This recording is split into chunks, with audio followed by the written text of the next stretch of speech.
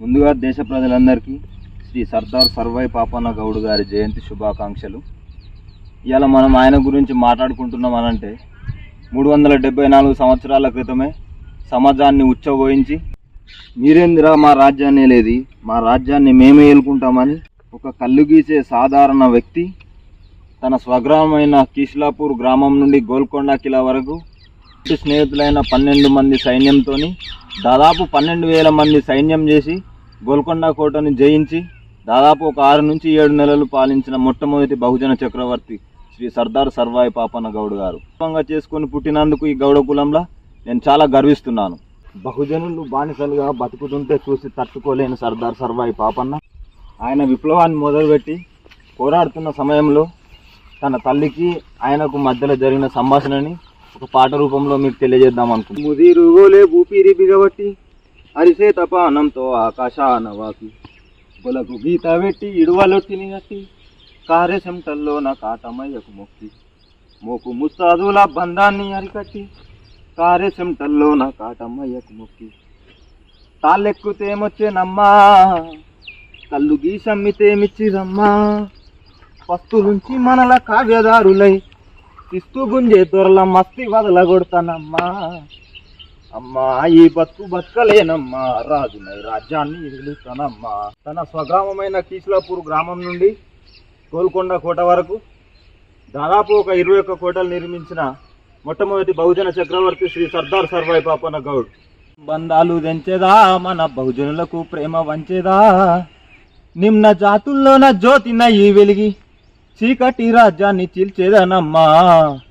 అమ్మా ఈ బతకలేనమ్మా రాజునై రాజ్యాన్ని పాలిస్తానమ్మా. అట్లా ఆ రోజు మనల్ని ప్రత్యక్షంగా పాలిస్తున్న మొఘల్ చక్రవర్తుల నుండి భూపెత్తందారుల నుండి రక్షించి బహుజనులను బానిసత్వం నుండి విముక్తి చేసి వారికి పోరాట స్ఫూర్తిని కల్పించిన వీరుడు శ్రీ సర్దార్ సర్వాయి పాపన్న గౌడ్ గారు.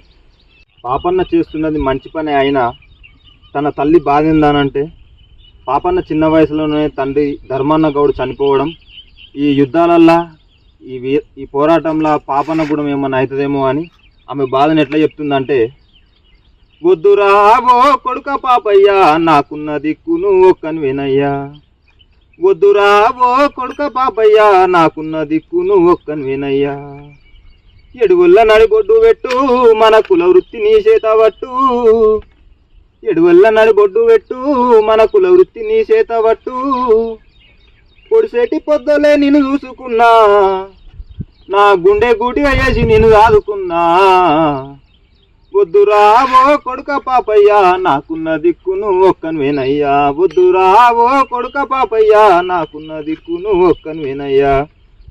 ఇట్లా పాపన్నకు నచ్చజెప్పి మనకెందుకు బిడ్డ ఈ పోరాటాలు ఈ విప్లవాలు, ఈ తాడి చెట్లను ఎక్కి మన జీవితాన్ని ఇట్లనే కొనసాగించుకుందామని పాపన్న గౌడ్ చెప్తుంటే ఆయన మనసులో ఒకటే ఉన్నది, ఎప్పటికైనా ఒక బహుజనుడు ఒక చక్రవర్తి కావాలి, ఈ రాజ్యాన్ని ఏలాలి, ఈ పెత్తందారుల యొక్క మస్తి వదలగొట్టాలని ఆయన కంకణం కట్టుకొని ఆయన జీవితంలో దాదాపు ఒక 20 నుంచి 30 సంవత్సరాలు ఒక ఉద్యమానికి ఒక విప్లవానికి అంకితం చేసిన గొప్ప మహనీయుడు సర్దార్ సర్వాయి పాపన్న గౌడ్ గారు.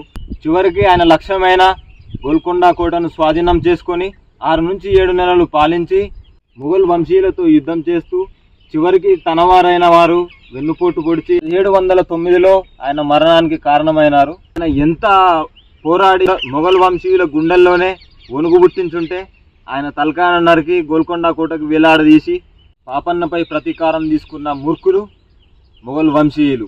ఆయన యొక్క పోరాట స్ఫూర్తిని బ్రిటిష్ వారు కూడా వారి చరిత్రలో పొందపరుచుకుంటే మన కోసం పోరాడి ఆయన ప్రాణాలను అర్పించుకున్న పాపనను మనం ఎంత గౌరవిస్తున్నామో మీ హృదయాలకే నేను వదిలేస్తున్నాను. ఏదేమైనప్పటికీ ఆయన యొక్క పోరాట స్ఫూర్తి ఇవాళ మనకు తెలంగాణ రావడానికి కారణమైంది.